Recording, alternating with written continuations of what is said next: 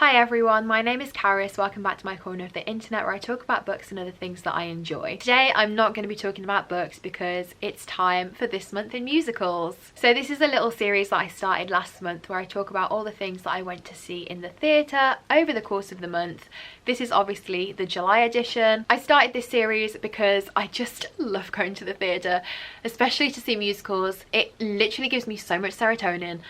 And I've just been finding a real joy in being able to go and see things again. So July was another amazing month in terms of theatre trips for me. I went to the theatre 6 times and I saw 4 shows because I saw one of them a few times. Put your guesses in now what that's going to be before I reveal it in a minute's time. Of those 4 shows, 3 of them were brand new to me and 1 of them wasn't. So the first thing that I saw on the 1st of July, which was a Thursday, and then the 2 following Thursdays after that, so 3 Thursdays in a row, was Six. What a big shock and surprise that is to anyone who knows me.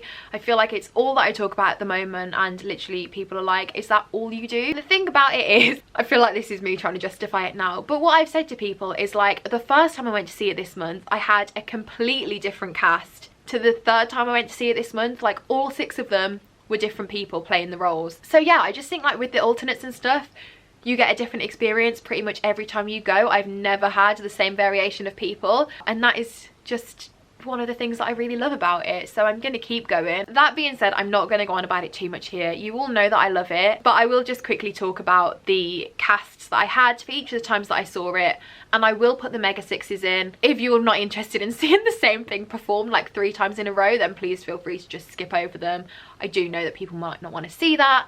And I do think that on subsequent trips, if I get like a good Mega 6 video, I'm just going to upload it like straight to YouTube. So you might see a few of them popping up over the next couple of months. So the first time this month that I went to see it was on the 1st of July. I went to the matinee, and this was a very special show because there were 5 alternates performing, and it was also Bryony Duncan's West End debut. So basically Bryony and also Liv Alexander, I don't know what the actual official title is, but they're like super swings. So they're covering the West End and the tour cast, so they could be called on for either of those shows in any role. And it was just a show that I think a lot of people really wanted to be at, so I felt very lucky to have got this ticket to be there before I knew sort of what was going on. My cast for this show were Collette as Aragon, Bryony as Boleyn, Hana as Seymour, which I had never seen Hana before either, CJ as Cleves, Zara as Howard, and then Danielle as Parr. So yeah, I felt very lucky to be in this performance. Bryony was such a good Boleyn. I would love to go and see her again as this role or a different role. Everyone was just fantastic. The one thing that I will say about this show is I was right at the back of the balcony, and I was very lucky that the person in front of me put her small child in front of me, so it was an unobstructed view. But my Mega 6 is not very good quality. I will put it in case people want to see it, but it is not very good, so be prepared for that.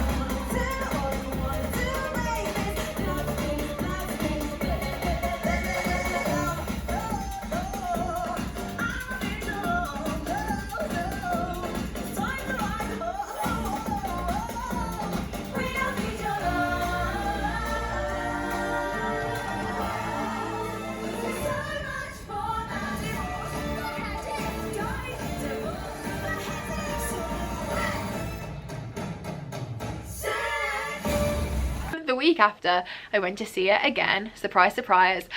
And I sat front row, and for this one I had JJ as Aragon, Courtney as Boleyn, Natalie as Seymour, Collette as Cleves, Sophie as Howard, and Athena as Parr. So Danielle, who's like the principal Parr, had to have a minor surgery, I think. So Athena, who used to play Parr on the tour before lockdown, has taken over for like the month of July. And I was so glad that I got to see her because she was incredible. It was so good. You'll be able to tell from the MEGASIX, but Parr is my favourite queen as it is. It's my favourite track from the show. It's my favourite sort of like moment. Sitting front row as ever was really fun. I thought that I was too far central to be picked for the person who stands up and get down, and I was, but I thought that it would be someone way to the right of me, and it was literally the guy sitting next to me that got picked. As like Collette was like approaching to pick the person, I was like, oh my god, I do not want to be picked. I cannot stand up. I would literally have a meltdown. But then it was the guy next to me, thank god, and he was great. He got up and I was like, yes. But I was just glad that it wasn't me. Seeing Collette as Cleves then meant that I've now got 5 Collette tracks. I just need to see her as Howard.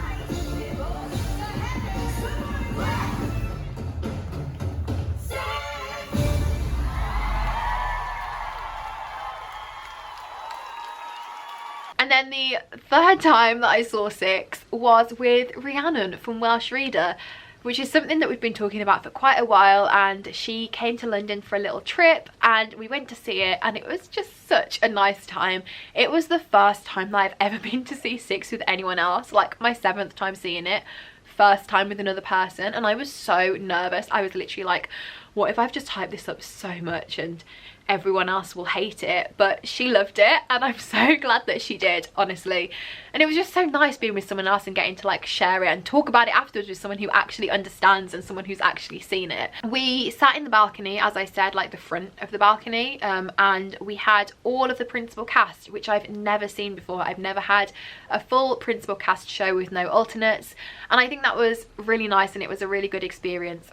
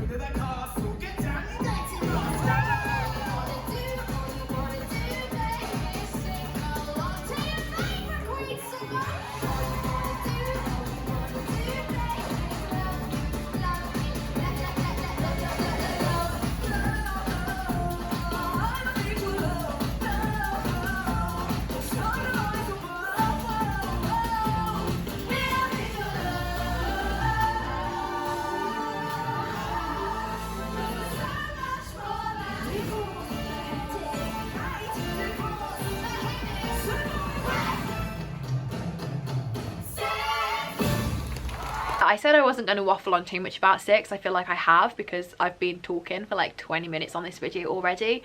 But that was my experience of the 3 shows of it that I went to see this month. So moving on, towards the start of July, I also went to see Heathers with Anna from Read to Me at Midnight. She'd seen it before and it's one of her favourite musicals, and I had not seen it. I also have not and still haven't seen the film Heathers, but now I definitely really want to. I loved this so much. I think it's definitely up there with my all-time favourite musicals.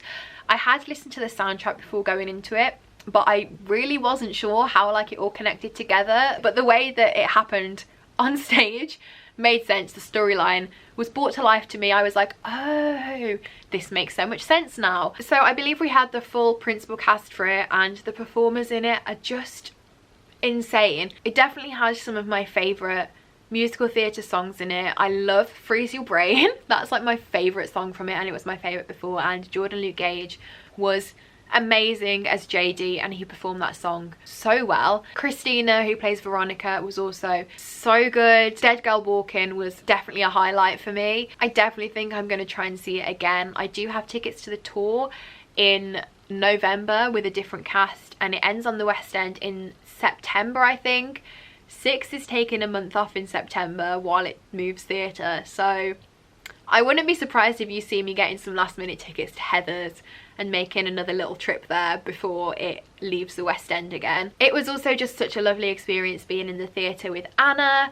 We did have a bit of a rush to get there because we were at dinner with Leanne beforehand, and we were like, oh shit, we're meant to be there in like 5 minutes. So we had a bit of a run, but then we still had to wait for quite a while before the show started anyway, so we didn't really need to. But yeah, all that I can say about this is I definitely get the hype, and I've been thinking about it a lot and listening to the soundtrack a lot since going to see it. The next thing that I went to see in July was Andrew Lloyd Webber's Cinderella. I was actually meant to be seeing this twice this month, but the second show that I was going to see with my mom has been postponed until August, so I'll definitely be talking about it again then.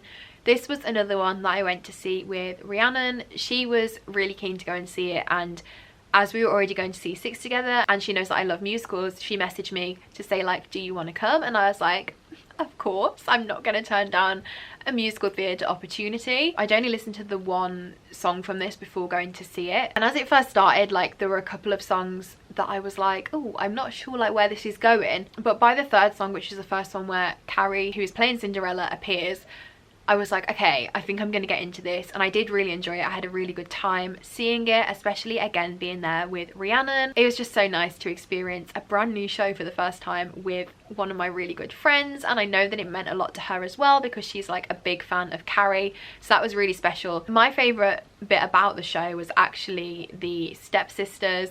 So Laura Baldwin was one of them, Adele, and I love her. I saw her in Waitress. She played Dawn in Waitress, and she was the first Dawn that I ever saw in Waitress. I've seen Waitress 4 times, and each time I've had a different Dawn. But she was the first one. She's incredible, I think. And Georgina, who was alongside her as Marie, the other stepsister, was also just fantastic. They really sort of played off each other really well. If you don't want to know anything about the staging or sort of things that happen, then I would maybe skip ahead like 30 seconds here, but just briefly. So when we originally booked it, we were meant to be in the stalls, and they were sold as like, these seats will take you to the ball in more way than one, which we knew because I googled it meant that we were going to be on like the revolve. The stage basically twists and the people in the stalls are facing into the audience, and we were meant to be in those seats, but then because it was booked full capacity and the dates changed, our seats got moved, so we were in the balcony. But we didn't realise, we just saw the like row on our tickets, and we'd been talking about it like all day and like telling people and hyping it up, and we were like, oh yeah, we're gonna move, it's gonna be so fun. And then literally as we were in the queue, I saw the tickets again and I was like, oh, circle, we're not where we thought we were gonna be. Which was fine. Like in the end, our seats were really good. We were like the third row of the circle bit. It's not a big theatre, so there's only the 2 levels, I think, but we were really central, and it did actually mean that when the stage twisted, the performers were like a lot closer to us. We just both thought it was so funny because we'd been going on about it, and we were like, oh, it's going to be like a really unique experience, oh, it's so fun, and then it didn't happen. But it was still cool to see it all moving and how it all worked after hearing so much about it. The last thing that sort of happened at Cinderella is we left and we were just taking a couple of pictures by the sign. Like, we weren't waiting around at all. We'd literally been outside for about 3 minutes, and then Ivano, who plays Prince Charming, just appeared. There was some people who were like going up to him and asking him for photos and stuff, and I really don't feel comfortable doing that. I know a lot of shows have asked people to like not stage door, and a lot of performers have said like, please don't come up to me and ask for pictures. At the moment, I just don't think it's the right thing to be doing. Some people did go up to him and like ask for his photo. We didn't, but we, you know, gave him a little round of applause from a distance. There were quite a few people who just happened to be there because we'd literally all just left the theatre. He must have got out so quickly. So it was just quite cute to see everyone like standing on the street like cheering for him. And then the final thing that I saw in July, all in the same weekend as Six and Cinderella, was Les Mis. So I went to see this with my friend Emma, who I go to see quite a few shows with. She came with me to see Amelie. We're going to see Come From Away together in August, and Waitress in September and October. So we have lots of theatre plans. We both love Waitress, and we both love Lucy Jones, who was Jenna in Waitress on the West End. We both think that she's incredible, and she was playing Fantine in Les Mis, so we really wanted to go and see it. I have never seen Les Mis before, and I wasn't sure what I was going to feel about it, because I do, as my videos might suggest, love the modern musicals, and obviously this is like a more classic one, and the music is different, very different to like something like Six, for example. And I just wasn't sure, and I didn't know if I'd understand it, and I know that it's quite long, and I was like, oh, what if I'm bored, what if I don't like it? But oh my god, I loved it. I loved it so much. It was phenomenal, and I would definitely go and see it again. I might try and get like rush tickets on Todaytix, like the cheaper tickets, because I'd just love to be there again and experience it. It's actually like a staged concert, so I don't know how it compares to the normal one. I might have to ask Charlotte from Courtney Reads, because I know she's a big Les Mis fan. She might actually have already talked about it in a video. I'll have to go and check. But it was a staged concert, and I didn't know if that would literally just mean that they'd come on and sing and, you know, leave again. And I was worried that I wouldn't know the story and it would just be songs and it wouldn't all connect. But you could definitely follow the story, and there was still like movement in it and performances and costumes. Lucy was incredible. She sang I Dreamed a Dream. Oh my god, there was a moment in it, I now can't remember exactly what bit it was, but she, I think, like optioned up or like put a riff in or something, and I just looked at Emma and I was like, oh my god, I need to witness that again. It was so good, and everyone else was just fantastic as well. I can definitely understand the hype, like as I said with Heathers, although they're very different shows. I can understand why this one is so loved by so many people as well, and I would love to go and see it again. I'd love to go and see the full production version of it as well, and different versions of the cast. But yeah, Lucy Jones, just next level talent. I just can't wait to see what other show she's going to be in the future, along with Collette from Six. Like those two, I will go and see anything that either of them are in, and I just can't wait. That is it for this month in musicals July edition. I feel like I've waffled on so much and talked about Six in particular way too much, so I'm so sorry. I really hope that people enjoy these videos. Let me know what you think of them, if there are certain things that you'd like me to do differently, or if there's a certain way that you'd like me to format them. If not, I'll carry on doing them like this and just having like a casual chat, because I think that's quite fun. Other than that though, that is it for today's video. Do let me know in the comments what your favourite musical is, or if you've seen any of these, what you've thought of them. Other than that though, that is it for today's video. Thank you all so much for watching. I hope you're all keeping safe and staying well, and I will see you again next time. Bye!